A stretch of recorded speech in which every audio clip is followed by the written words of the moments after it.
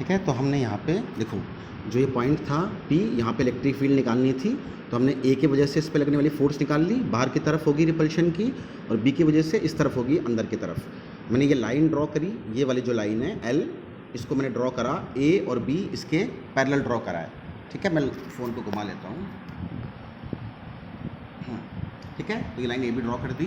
अब देखो ये एंगल अगर थीटा है तो ये एंगल भी थीटा होगा, क्योंकि देखो दोनों ट्रायंगल सेम है, ये साइड कॉमन है, ये और ये बराबर डाइपोल का सेंटर है, ये दूरी x, ये दूरी l, तो इसको मैंने लिख दिया r, ये r, तो ये दूरी भी क्या होगी r, और इस r की वैल्यू ये निकलेगी, देखें, ठीक है, पाइथागोरस थ्योरम, ठीक है ना। ये राइट एंगल ट्रायंगल बन रहा है, देखो ये हाइपोटेन्यूज है, इनमें से एक परपेंडिकुलर, एक होगा बेस। अब मैं इस पॉइंट P को दोबारा बना रहा हूँ थोड़ा ढंग से यहाँ पे, ताकि आपको क्लियरली दिख जाए वो चीज़। ये था वो +1 कूलम का चार्ज, एक फोर्स, इसको अब मैं फील्ड लिख देता हूँ, ए की वजह से इलेक्ट्रिक फील्ड बी पॉइंट पे ऐसे लग रही है, और बी की वजह से ऐसे लग रही है, ई बी लिख दिया उसको। ठीक है, अब देखो हमने ये लाइन ड्रॉ करी थी, ये इसके पैरेलल ड्रॉ करी थी, तो अगर ये एंगल थीटा होगा तो ये वाला एंगल भी थीटा होगा। रीज़न क्या होगा इसका, कोरस्पॉन्डिंग एंगल, ठीक है ना, इसका रीज़न क्या होगा, कोरस्पॉन्डिंग एंगल्स, क्योंकि हमने लाइन्स पैरेलल बनाई हैं। और ये थीटा, तो ये वाला भी थीटा, देखो कैसे ये एंगल थीटा, ये वाला और ये वाला, ये दोनों इक्वल होते हैं ना, ऑल्टरनेट इंटीरियर एंगल्स, इसलिए ये वाला भी इसके इक्वल हो जाएगा।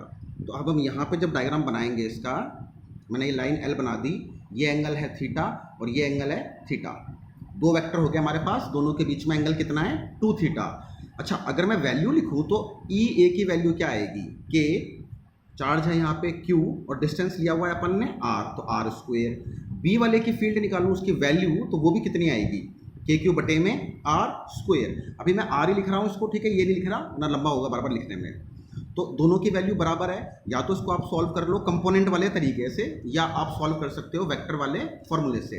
वेक्टर का फॉर्मूला होता है रिजल्टेंट निकालने का, रूट के अंदर पहले वाले वेक्टर का मैग्नीट्यूड का स्क्वायर, दूसरे वाले का square, plus 2ab cos theta, ठीक है ना। ये पूरा इसके अंदर ही चल रहा है, मतलब रूट के अंदर ये सारा सेम है, एक ही रूट के अंदर है मतलब, ठीक है ना। ये वैल्यू आती है रूट के अंदर रिजल्टेंट के मैग्नीट्यूड की, और फिर उसका डायरेक्शन भी निकालना होता है हमको, तो डायरेक्शन की वैल्यू क्या आती है, tan फाई अगर निकालना हो तो, ठीक है ना, वो लंबा फॉर्मूला आता है, देखो ऐसे, a sin थीटा बटे में b + a cos थीटा।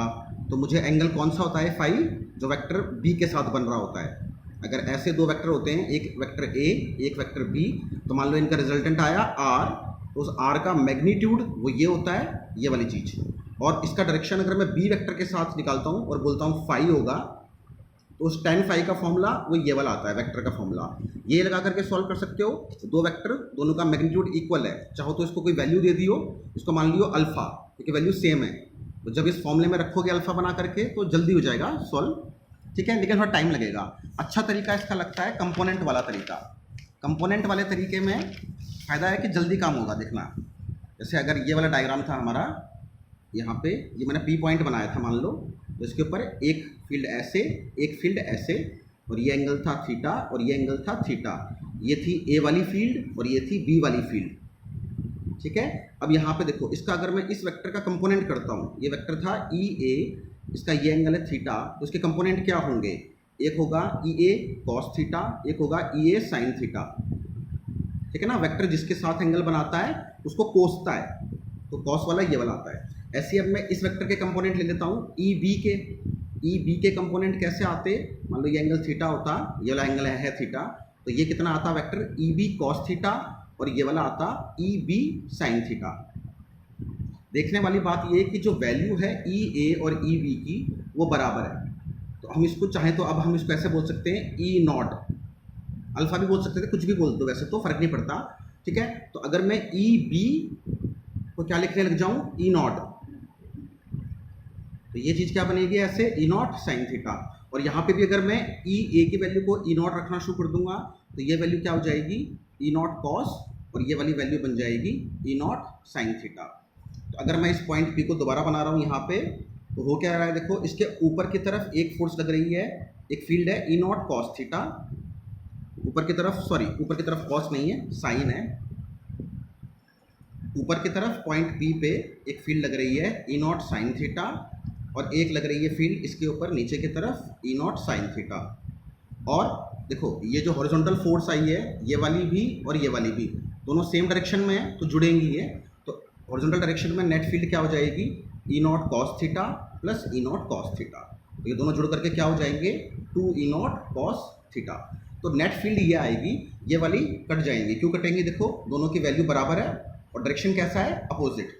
तो आप बोलोगे कि ई नॉट साइन थीटा ये क्या हो जाएगा, कैंसिल आउट, और बचेगी क्या, नेट फील्ड बचेगी ये वाली 2 ई नॉट कॉस थीटा, ये नेट फील्ड होगी। तो अब हम ऐसे लिख सकते हैं टोटल फील्ड क्या आएगी, तो आएगी 2 ई नॉट। अब ई नॉट की वैल्यू रख दो यहाँ पे, के क्यू बटे में आर स्क्वायर, और कॉस थीटा कहाँ से लाओगे आप, जो ये ट्राइंगल था हमारा ओरिजिनली, ये देखो ट्राइंगल ये वाला था हमारा कॉस थीटा के लिए। देखो कॉस की वैल्यू क्या होगी, कॉस थीटा की कॉस होता है बेस बटे में हाइपोटेन्यूज।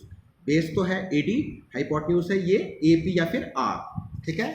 ट्राइंगल से दोबारा बनाने की जरूरत नहीं है मेरे को, हम डायरेक्ट यहाँ पे लिख सकते हैं जो आर की वैल्यू होती है वो क्या होती, एल बाय आर।